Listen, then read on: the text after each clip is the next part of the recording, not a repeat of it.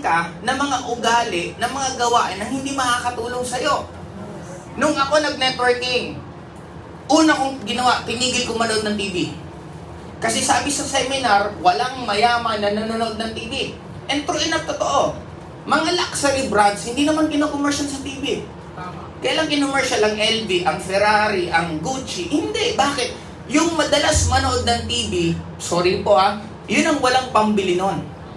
Kaya hindi yun nilalagay doon sa ibang mga, kung punta ka sa golf course, punta ka sa mga iba, nandun yun. Pero sa normal na gawain ng mga average na tao na masa, wala doon.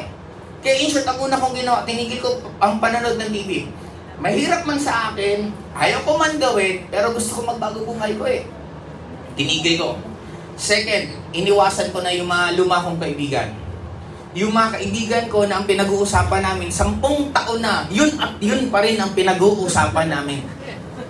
Nakaka-relate? Eh, mga iba po ba na tuwing magkikita kayo, lagi na lang kahirapan, chismis dito, chismis doon.